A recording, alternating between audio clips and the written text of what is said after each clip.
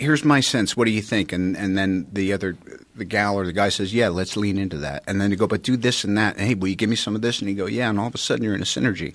It's like a good interview. Synergy. You dig? You dig? Whoa, was yang and yang gang. It's your boy Triple Cup Chuck and I'm up. And I was talking to an individual that kind of sort of know about Andrew Yang, but they was misinformed about Andrew Yang's plan and policies. Well, I'm here to tell you about how Andrew Yang's UBI is unflappable. Say Triple Cup unflappable and not even much a word. It doesn't matter if it's a word or not. This your boy Triple Cup Chuck and I'm up, and we about to go diving into Andrew Yang's UBI policy. I do this. Whoa, what's good with your YouTube and YouTube busted? Your boy Triple Cup Chuck and I'm up. And appreciate you for coming rock with me, like, sharing, and subscribing. And if you have an opinion about the situation that's going on, leave a comment below. I'm gonna read it. Because when you comment, our collective minds put together, we bring synergy. This how we starting the video off? Double cup, feel it right. Told Chuck, I feel like every night is all night.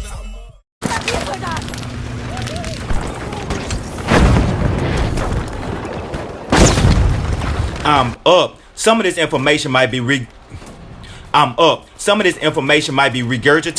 but at the same time, it's necessary because a lot of people don't know, act like they don't know, got bad comprehension, or don't understand about the benefits of UBI. And it ashames that the fact of a lot of black Americans as well is saying, I don't want UBI because it's a bad thing because of misinformation and being misinformed. Now, first and foremost, let me get straight to the point. When people hear UBI, they thinking they're gonna raise the taxes and how they phrase it. And when they phrase it about the UBI with the taxes, it's more like, oh, they're gonna go up on your taxes on your everyday things for the everyday people, so it's gonna hurt instead of benefit because you're gonna be paying more into it than you're receiving out every month. So they basically trying to say that if you get $1,000 a month, it's gonna equivalent to $1,000 plus on your taxes every month on your daily spending. But Andrew Yang had to come out and specifically say, hey, look, check this out. We could scale this up and down as needed. So if it's baby pampers, diapers, maybe even tennis shoes, even, you know what I'm saying, that's something you might not need. You might want to get a pair of $300 pair of Jordans. I could even understand if they go up on the taxes on that. Cigarettes, alcohol, those things I could understand. When it comes to the lower class people on stuff that they purchase, if you want to go up on taxes on to help with the UBI. Now, when it comes down to the people that have money, you know, stuff like yachts, mansions, expensive jewelry, anything that's, you know what I'm saying, you got, if you're working at Burger King, McDonald's, or any type of fast food restaurant, or any type of job that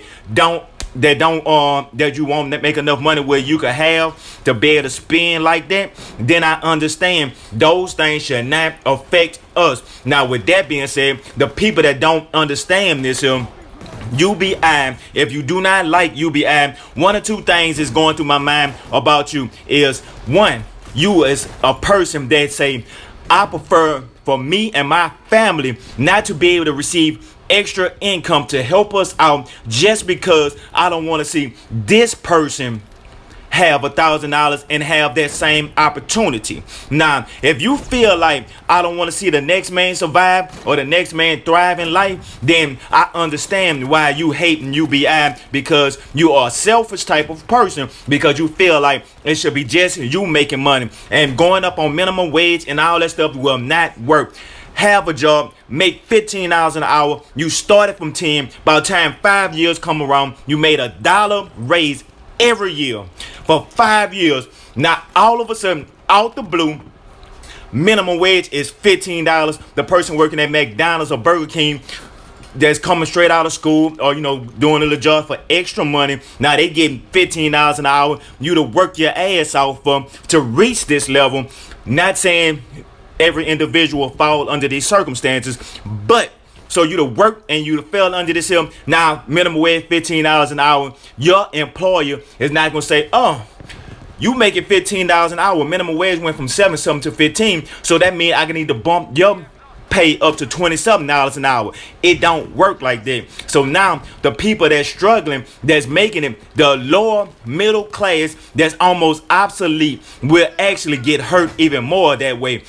other point I wanted to make about UBI, especially with this person I was telling him about, with UBI, how it's going to help more than it's going to hurt. People saying, if you have more money, that means you could buy more drugs and you could buy more of this and you could do all these other type of things. I say, yeah, that's possible. They shouldn't be selling in the stores if that's the case. If you want to talk about cigarettes, alcohol, and all these other type of things, because a drug is a drug. If it's a BC powder, it's still a drug. If it's a cigarette, it's a drug. Regardless of how you want to interpret it or look at it. If you're working at a corner store, Circle K, 7-Eleven, whatever corner store that's in your general area, think about it. That's a corner store and it sells drugs. Same thing as a drug dealer do. Sell drugs. Some of it legal, some of it illegal. But that is BS now, because we came to a conclusion that some of the drugs that's legal should not be legal, and some of the drugs that's illegal should not be illegal. It's just how they feeling about trading the people and which direction that benefit them the most. They don't have nothing to do with the people and how to help the people. So when I'm saying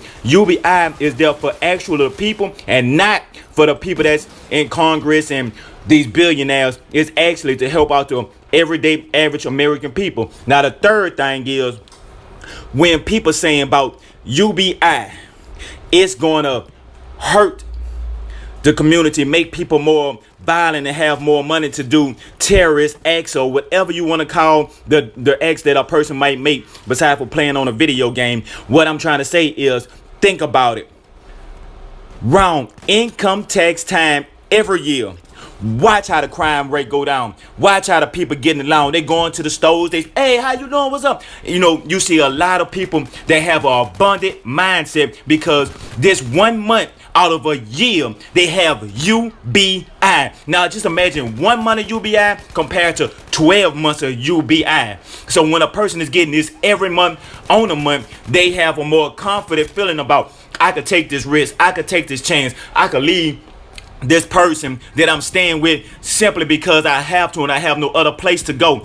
I don't have to deal with a person like that. The person don't have to deal with the other person like that. And on top of that, you always have a plan, a backup plan. Y'all could put together synergy. A group of people put their minds together and bring up this new invention. Dave Chappelle did it. When Dave Chappelle did a comedy show, if I could find it, I'll put it in here, or I might tag it on something. When Dave Chappelle, like when black people getting a recreation or whatever it's called, that what's going to happen. You're going to see a bunch of record companies pop up. You're going to see a bunch of chain restaurants pop up. There's a whole bunch of different things that you're going to see that black people are going to invest to. That's cool. It's stereotypical. That's cool. Andrew Yang can make Asian jokes. I can make black jokes. We know what people are going to do. Not all people going to do that, but it has some people that's going to fall under these stipulations. Whatever they would like to do. But with me personally, when I get my UBI, when Andrew Yang becomes our next president, you know, I'm going to invest on myself. I'm going to invest in the future. I'm going to invest in us. You know what I'm saying? The people that's checking me out and the people that support me. You know, I want to start doing giveaways and more things like that. I want to even buy me a math hat. Hey, I had to pay bills. Certain things I can't afford right now because I got to do what I have to do.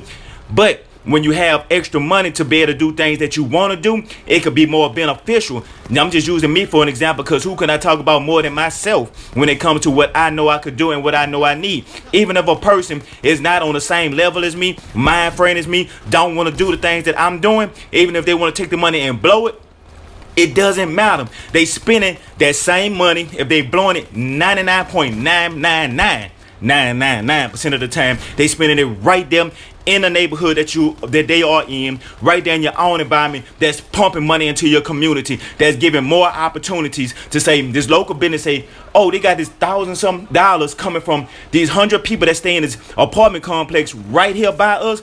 They gonna come spend money. We need to amp up our employees. So now somebody over them might have been looking for a job, couldn't get a job because it was scarcity. Now they saying, oh, we getting more money in, we need to hire more people. And on top of that, you getting $1,000 a month. So if the job is a shitty job, you can always move around and don't have to worry about when you get laid off or anything like that, trying to file for unemployment. Because when you're trying to file for unemployment, you never get it on time, you never get it right, stuff always happen, you lose out on money, you fall behind on bills. It's a whole bunch of things, and all of that could be eliminated. Why even have that? 99% of the people that I know that's on food stamps will trade a food stamp in to get cash money. Even if they lose out, let's say if they get $1,200, right? Instead of $1,000 of money, get $1,200 in food stamps. They'll take that $1,200 and trade it in for $1,000 cash money. Do what you want to do. Live how you want to live. You ain't got the big brother government looking over you, telling you what you can and cannot do with your own money and with your own life. Keep you down. They don't have that power over us no more. Once UBI come around, government will not have that power. That's what they are afraid of. Because they feel like, hey, we don't like this government. We don't like the way this rule's going. We don't like this here. We have money to stand up and say, hey, this is what we like to do. This is what we're going for. All of the politicians, Democrats and Republicans, they will have to listen to the people now, because the power is in the money, and the money will be in the people's hand. That's what Andrew Yang could do. And if you don't like all this 100+ policies that he have after this here, you could easily, very, very easily say, hey, we want somebody else. 4 years, let's vote somebody else in. It's better than 4 years that we had with Trump that ain't did nothing to help the poor community. Everything was for himself and for the rich community. And the people that don't know that, that's on them. Can't get mad at a person for thinking what they want to think or feel the way they want to feel. The lifestyle that they probably live have them thinking in a certain direction. Can't get mad at a person for the way they live, the way they think, and the way they was raised. It happens. Me, I had a different experience. So with my, you see him got me up, but with me, I have a different experience. And with my different experience is, I understand and I see when black people and when white people get along, it's normally in an environment when things is going right. People are feeling good. People having things. Because the LSU game, I was out there. People, blacks, whites, everybody getting along to my bone. Oh, excuse me, yeah, what's up, man? Y'all drinking? Yeah, we're doing this here. Go Tigers. You know what I'm saying? Suck that. You know, this is Louisiana.